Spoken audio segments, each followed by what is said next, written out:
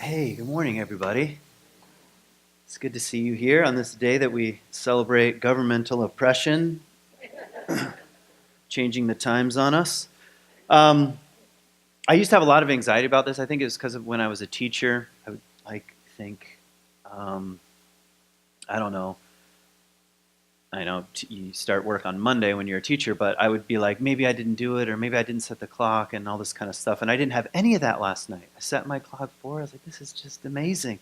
I just went to bed peacefully, although I forgot to set my alarm. So I adjusted the clock, but not the alarm. But then I woke up naturally, and I thought, all right, this is the way it should be. But I'm glad you made it here, and you've come on a really important day. And because really my talk is going toward and gearing toward what we want to do afterwards. And I want to say right now, don't leave. Don't just get coffee and come right back in here because we need you and we need your voice. What we want to do over the next 4 weeks is go through a process, and we can talk more about that at the end. And then also, if you stay, you'll learn about this process where we want to hear from you. We want to hear your ideas for this place and for C3 and how we might how we might improve. And we want those ideas to come from everybody, and then we'll go through a process of winnowing, so to speak, and consolidating what ideas do we think are possible for us to rally around as a community. It's really important to do this from time to time because you can get stuck. And you want some self criticism and some self-reflection so that you can ask, hey, how can we do things better? Have you read our values? If you haven't, you started to at the beginning of the service, and we'll end the service by hearing about the rest of them. They're challenging. They're not easy. And we want to be challenged. In fact, I think that's one of the reasons why people come here. They just don't want to be spoon-fed. They want to be challenged. They want to think for themselves, but also in a communal setting, to allow other people's ideas and voices and interests and passions to sharpen and clarify and challenge their own. And our whole value system does that for us. So we want to turn again. Last week, I sort of gave a talk, C3 is one hell of a spiritual community. Go us. This week, I want that to turn toward, and how might we be better? How might we be better? So I also was thinking about how where this falls in the year. And after all, we sort of committed to our theme for the year, which is Terra, meaning Earth. We want to continually come back around in subtle and obvious ways to the question of how are we related to the natural world? And what does the natural world have to teach us about what's real and what's true and how to live? And perhaps we're entering a new era where we're being asked to live in more intimate and conscious ways with our environment, with the natural world. So that's in the background of the entire year. So what does this time of year and what we're doing, meaning getting together and hearing from various ideas, have to do with Terra? Well, in some ways, it fits perfectly with the cycle of the year. We are, in fact, in the time of year where something is about to emerge, called spring, the resurrection. In old archetypal terms, we're like, oh my God, we're alive. We did it. We survived another year. And the whole earth feels that way. I have these elm trees, by the way, that are on the National Registry, and I have to have them injected every 5 years so they don't get Dutch elm disease. And but they can't come this time of year to inject them. You know why? Because they're packed so tightly with energy that if they tap it, it will crack the tree. But you look at it and you think, oh, nothing's really happening. Actually, it's like a volcano. And they have to let the tree first bloom out before they can inject the elm to try to help it survive. Anyway, that's the time of year. So it's an anticipatory time. It's now and not yet. Like we're not in April yet. What does T.S. Eliot say about April? It's the cruelest month. April is the cruelest month. So there's beauty, but there's also longing. And the moment you think it's warm, it's not, and so forth and so on. But it's also the time even from the way I'm taking it now, from an ideas point of view, what wants to come forth? That's my question. What wants to come forth? What wants to come forth in your own life? What wants to come forth in this community? And how might we start paying attention to that? Like noticing the way the trees are beginning to bud. So I'm asking, what's budding in our midst? And over the next 4 weeks, instead of talk back, which follows the service, we're going to be wrestling with these things in a creative and I think fun way. I think you'll enjoy it. So that's kind of where things stand. Oh, I also was thinking about Lent, because Lent is that same mythic anticipatory time leading up to Easter, leading up to resurrection, return, renewal, new life, spring, the Easter bunny, you know, the one that was crucified. So Lent tells us something that it's deeper than the story of Christianity. There's something about this time of year. And Lent asks of us some self-reflection. What are my values and how do I want to live? What do I already know that's not that good for me that I can cut out? But it's more than that. It's a simplification of things. I want a clean house to get clear about how I want to be in the world.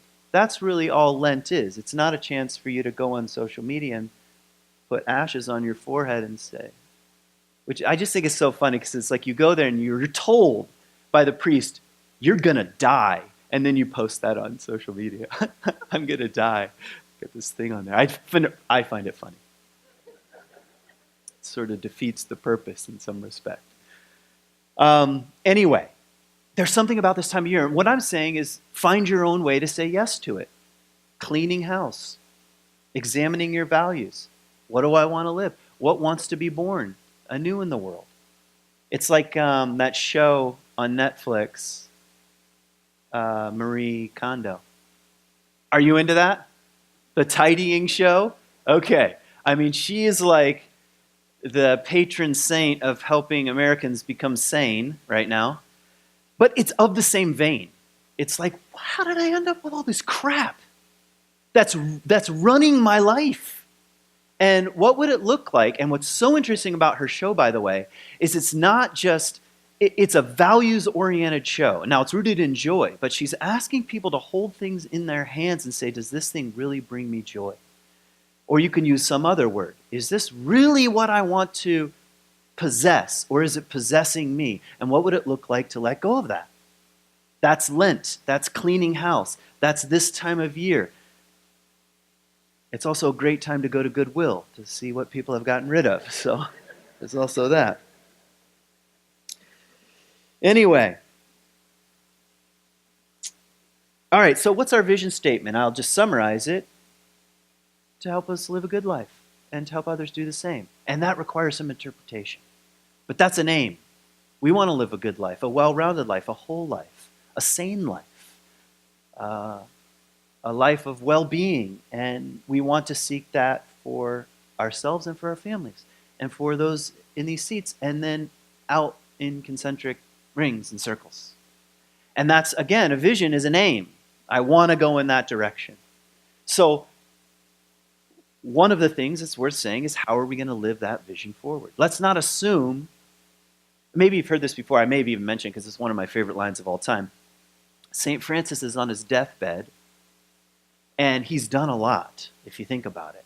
No saint, by the way, was sanctioned by the Pope while they were still alive, and their movement was officially said, yes, this is a legitimate movement, except St. Francis. Usually it's way after they die, they're like, well, I guess they got all these followers, we don't know what to do with them, let's give them the stamp of approval. But that's, in other words, that's how influential St. Francis was. And you know what he told his disciples on his deathbed? Let us begin again, for up till now we've done nothing. Oh, okay, and then he dies. But I love that. What a challenge. And even, to return once a year and say, all right, up till now we've done nothing. Let's begin again. Let's begin again. What wants to be born in the world? So those are things I want you to just hang on to. And I want you to stay, and I want you to feel free and creative to bring some of these ideas forward and over the next few weeks. So the other thing I wanted to mention is I wanted these 2 weeks to remind us of our values. They're often in the background of what we're doing here, but every once in a while it's good just to say them plainly. That's why I wanted to do a kind of call and response. And last week I talked about two of those values, common humanity and open inquiry. And if I have time, I want to read them and just give a few thoughts about the values just so that they're in your minds, really. It's like stirring the cauldron here. Oh yeah, those are the things that we've sort of said, yeah, that's what we're about. And it might even now spark some fresh and creative thoughts on your end. So that's kind of what I want to do with the rest of the time. But let me give you one other idea that comes from Elizabeth Gilbert. She wrote Eat, Pray, Love. For some reason, I must have a problem. Every time I go to say that, I think it's something, it's like eat, pray, and not love. It sounds, maybe I have a problem with love. And it's like some shadow thing. But that's the name of the book, right? Eat, Pray, Love. All right, she has a book on creativity. And pretty recent book, and at least in the last couple of years, I can't think of the name of it, but she tells a story in there. And I'm not asking you to believe this story. It's a values-based community. You don't have to, it's not a belief-based community. So she tells a story in it, and I find the story interesting, to say the least. She said she had an idea for a novel. And the novel was set in the Amazon. And it was a female lead character, and she was from, like, Minnesota or something. And this lead character was having problems sort of with her maybe husband. Went to the Amazon. She's a scientist in the novel. And she sort of fell in love and also was wrestling with the conquest of the Amazon and the Amazon also sort of fighting back, this sort of back and forth. It was an idea for a novel she had. And she didn't really give it any attention, she said. She had the idea, she started, but for whatever reason didn't give it attention. And she says, according to her, and I guess I believe her, a few years later she was talking to a friend of hers who was also a writer, and this friend said, you know, I have an idea for a novel. And it's sort of about this woman, sort of a female lead, and she's a scientist, and she moves to the Amazon. It's kind of a love story, but it's also a science story. And she's like, what? You know, that's my idea. And her conclusion, and this is what I'm asking you, I'm not necessarily asking you to buy it, her conclusion is that ideas want to be born in the world. And if you don't bite on them, someone else will. Now, I like that. Now, I can't prove that to you with a scientific experiment, but it's a very nice anecdote. And also, there are dozens of anecdotes like that. For example, Charles Darwin wasn't the only person to come up with the theory of evolution independently. And you say to yourself, how could that be? Well, maybe the time is right. Or the Greeks used to call it kairos. There's chronos, chronological time, and then there's kairos, which is a little more mythic, and it's like the time is now. It's more like an era, and that might make demands. So anyway, think about that. Maybe there's an idea that you have that if you don't give it attention is gonna die. Or maybe someone else years later will pick it up from now. So the challenge is to give your idea some attention, like a kid, you know? Like, you don't want to ignore your kids. You want to say, how was your day at school? So treat your ideas that way. And get to know them a little bit. And see what wants to emerge. Am I making sense? All right. Now, I promise to keep this short because I want to keep the entire, if we can, keep the entire morning short so we can go right into what we want to do. So what are the, what do I want to do here? So I want to mention, can I borrow one of those things? I want to read some of our values and give you just a couple things that have been turning in my mind, and hopefully your wheels will start turning too. So let's start with diversity. Here's the way we put it. We affirm all people and embrace all genders, sexual orientations, and ethnicity. And for me, what has been turning around in my mind when it comes to diversity is when I start to ask the question, where do I look for examples of diversity? The place I go first is the human body and nature itself. This wildly diverse and unitive reality. Let's take the human body, for example. There are 39 trillion bacteria in your body. 39 trillion bacteria. There are only 30 trillion cells. You are more of a bacterial mess than you are cells. And the bacteria are operating independently from your cells. Yeah, that's creepy. That's weird. I don't really want to think about that. I thought I used hand sanitizer. What's my problem? Now, when you take the human body, it is a unitive whole on one level. I am a whole person. I mean, I might have psychological problems, obviously, but I'm a whole person. But what goes into the wholeness is incredibly wild diversity that I'm not actually in control of. And that applies to all things in nature. Diversity is not just an idea. Wouldn't it be nice? It's reality. It's the nature of reality. The question is, will we allow, at least this is my question, will we both pursue and allow our consciousness to evolve to a place where we begin to embrace the nature of diversity as it relates to what puts us together? That's different to me. These are just my ideas. That's different than what's the popular word? Hold on, it'll come to me. Tolerance. I'm not anti-tolerance, but that's kind of boring. I'm just going to tolerate. Like, if I'm tolerating a conversation with my mother, would you think that was a good thing? I'm just celebrating tolerance right now. No, you'd say, no, I'm not saying it's bad. I'm saying that's not really diversity. That's not really that union diversity dynamic at work. That's just tolerating. So maybe we're being asked for something more than that. Maybe that was a big step forward. Like, I'm going to tolerate the fact that my neighbor doesn't think or believe or mow his lawn the way I think he should. I'm going to tolerate that. But I think a word like diversity is asking something more than that. So my question is, what are your ideas? How might we live this forward? How might you live this forward? What does that look like? What does it look like when we don't do that well? What are new ways we can embrace the challenge that we are facing? And one of the beautiful things, it's hard to see this when you watch the news, one of the beautiful things about America is that diversity is on the rise. We know that just by virtue of the fact that there are so many different kinds of people here. There's a growing checklist of on the what do you call it? The census of who am I and how did I get here? And even the whole obsession with like genetic testing, and you find out this, that, you all of a sudden realize, whoa, I'm not who I thought I was.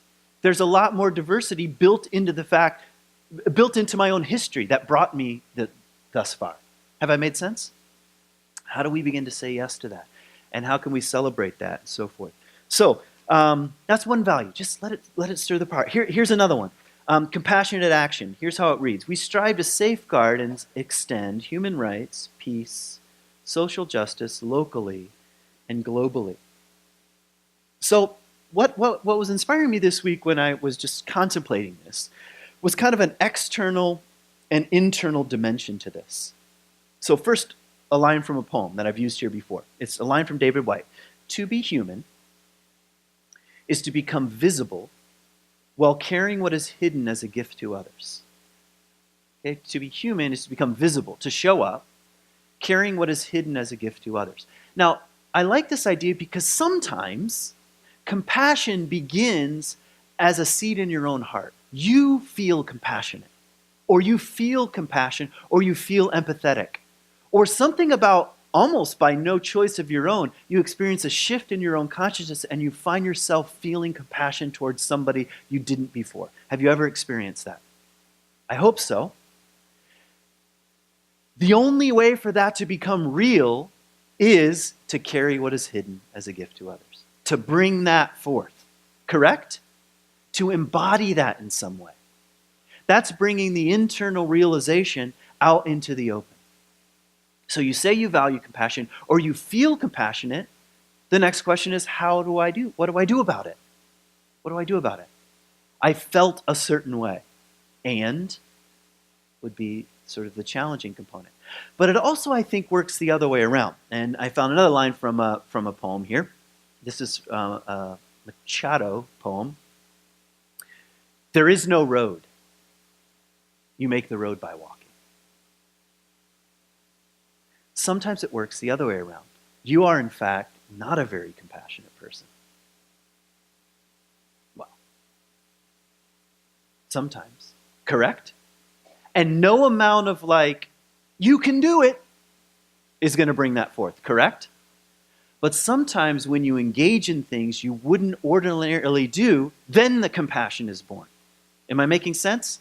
So it's both of these realities at the same time. Sometimes inner insights ask for action. Sometimes action, I would never do this, changes the inner landscape. And I think about those dynamics at work when I think about how can we be both a more compassionate and active community at the same time. I remember when I taught high school, I used to argue that we should require service learning credits in a way. I made up this whole argument and other teachers were with me. It didn't pass, by the way. Because they said, and this is actually a pretty good argument, well, our students should be just naturally involved in service. But I was like, and they're not. But they should be, and they should feel that way and then go and act. And I said, let's just turn it the other way around, because when I would take some of my seniors, when I was a high school teacher, out doing things that they didn't want to do, guess what they experienced every time? Just a little crack in their heart. Just a tiny one. Not like a flood and then all of a sudden they became, said, my whole life I'm going to, but just a crack appeared.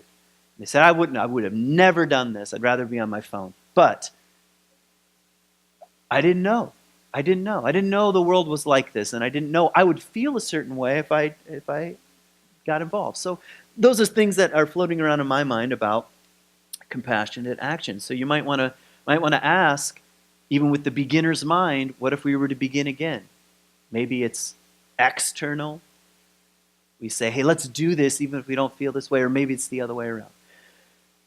Okay, what else? Well, let's read about environmental sustainability, which, by the way, we've changed recently, although it didn't update. We haven't updated on the website yet. From environmental sustainability, which sounds kind of clinical, to care of the earth. It's a little more, it's easier to say anyway. So care of the earth. We care for our earth home with mindfulness and responsibility for ourselves and for future generations. And here's the theme I've been harping on since we started Terra. Helping personally and also culturally, moving from resources, commodities, consumption, total separation from the natural world, and short-term vision. That I summarized our culture. Resources, commodities, consumption, separation from, and short-term, to something like reliance, interconnection, interdependence, wholeness, and long-term. And you don't just wake up one day and say, we did it. It's a lot of really slow actions and ideas and conversations and very tiny, almost insignificant things, and some of the big rallying points. Both of these things matter. So what ideas do you have? How might you be a part of this, what I would call a shifting consciousness?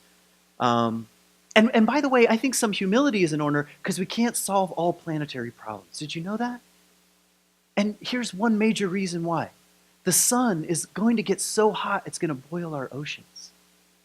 We're not going to say, hey, if we just put up some solar panels, we could stop this. All right? But that's in 50 million years. So don't worry about it right now. I'm only saying that is because some humility is in order. We have to go about these things, I think, more humbly. And I was thinking about the liberal-conservative divide, and we could talk a lot about that. In the word conservative is conserve. It's there. To conserve. It really is. And it's a value.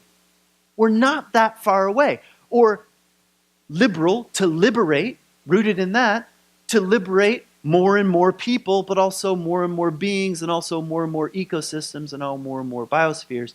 There are actually more ways, more points of parallel than we think, at least in my opinion. So what are we going to do about it? Because the clock is ticking. The clock is ticking.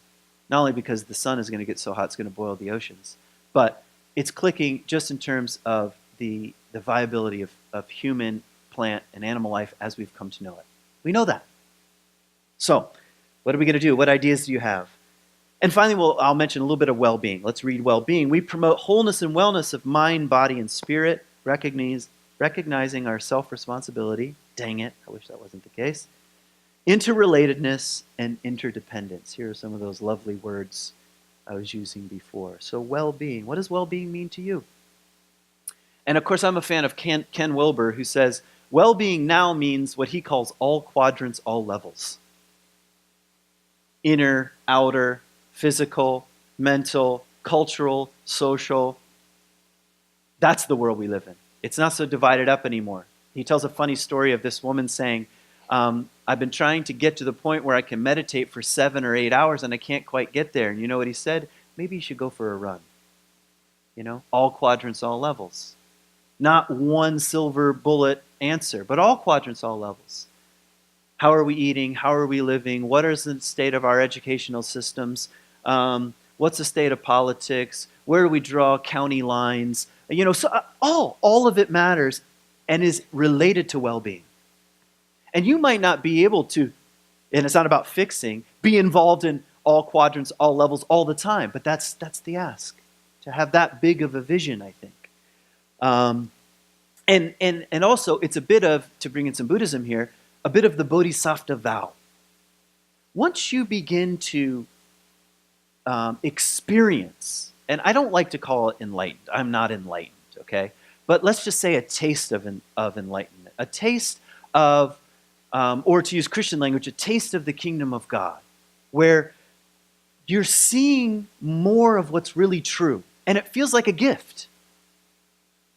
Or to use some of Ken Wilber's quadrants, you come out of the mythic magic and you experience a bit of the rational and scientific. It feels like a flood of insight. The Bodhisattva vow is something like, and you must take responsibility for the insights that you've been given. And what the Buddha does is refuse enlightenment until all beings are enlightened. You've heard that before? No, until all beings are enlightened. I think something like that can exist with any insight you may have. I've seen this, and I'm not satisfied. I don't mean you then become a preacher for that one thing and you start yelling at everybody with a megaphone saying, believe what I believe. I just mean a turning toward the concern of the whole with the insights, even if they're small, that you've been given. That's a bit of the Bodhisattva vow. So that's where I want to end today. What ideas do you have? What's percolating? What's stirring?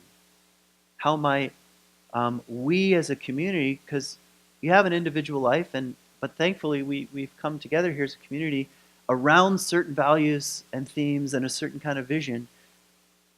What wants to be born as the lilacs make their way out of the cold, hard dirt in the coming months?